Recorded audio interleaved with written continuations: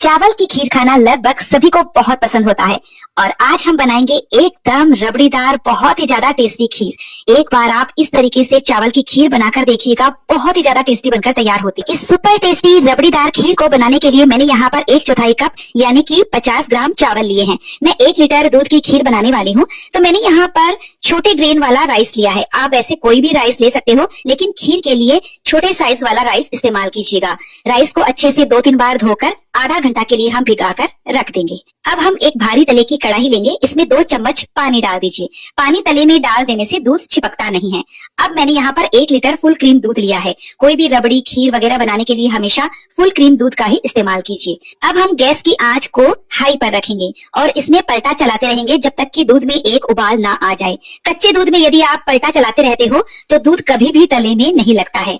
जैसे ही दूध में एक उबाल आएगा, आप गैस की फ्लेम को मीडियम पर कर दीजिए और इस दूध में से थोड़ा सा दूध मैं अलग एक बाउल में रख रही हूँ, जिसे हम बाद में इस्तेमाल करेंगे। और बाकी के दूध में हम चावल डाल देंगे। चावल को मैंने आधा घंटा भिगाने के बाद इसका पानी हटा दिया था, तो ये चावल आप दूध में डाल दीजिए। चावल को दूध में डालते ही तुरंत पलटा चला दीजिए, वरना चावल चिपक जाते हैं।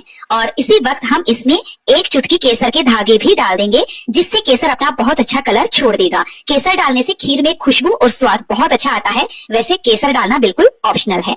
बस अब हमें दूध को 20-22 मिनट के लिए मीडियम फ्लेम पर पकाना है और अभी आपको कंटिन्यू पलटा चलाने की जरूरत नहीं है। आप बीच बीच में 1-1, 2-2 मिनट से इसमें पलटा चलाते रहिए और साइड में जो मलाई जमती जाती है उसे आप देखिए इस तरह से हटाकर दूध में ही मिक्स करते जाइए, जिससे एकदम रबड़ीदार खीर बनेगी।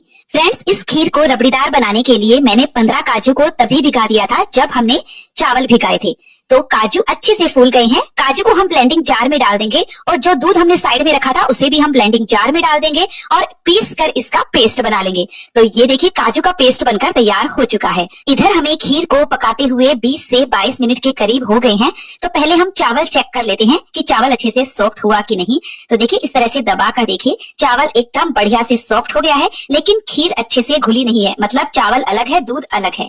तो इस वक्त हम इसमें ये काजू वाला पेस्ट डाल देंगे। फ्रेंड्स, एक बार आप ये काजू का पेस्ट डालकर खीर बनाकर देखिएगा, बहुत ही टेस्टी और रबड़ीदार बनकर के तैयार होती है। काजू का पेस्ट डालने से टेम्परेचर थोड़ा कम हो गया है दूध का, तो फ्लेम को मैंने थोड़ा सा बढ़ा दिया है, मीडियम से, मतलब थोड़ा सा ज्यादा कर दिया है।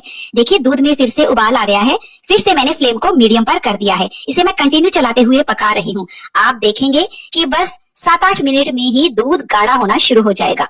और ये देखिए लगभग 7 से 8 मिनट हो गया है, दूध हमारा गाढ़ा हो गया है। तो इस वक्त हम इसमें डाल देंगे चीनी। मैंने यहाँ पर 6 चम्मच चीनी ली है। ग्राम में ये 90 ग्राम है, एकदम परफेक्ट मीठा है। यदि आप मीठा थोड़ा सा ज्यादा खाते हैं तो 100 ग्राम तक भी ले सकते हो, और बहुत कम खाना पसंद करते हो तो 70 ग्राम तक भी ले सकते हो, लेकिन मैंने 90 ग्राम ली है, एकदम परफेक्ट मीठा है। अब हम इसे 1-2 मिनट और पकाएंगे, या जब तक चीनी मेल्ट नहीं हो जाती है। तो ये देखिए चीनी भी अच्छे से मेल्ट हो गई है। अब हम इसमें अपनी पसंद के ड्राई फ्रूट्स डालेंगे, जो भी आपको पसंद हो वो आप इसमें डाल दीजिए। तो मैंने यहाँ पर लिया है बारीक कटा हुआ पिस्ता, बारीक कटा हुआ बादाम और थोड़ी सी चिरौंजी ली है।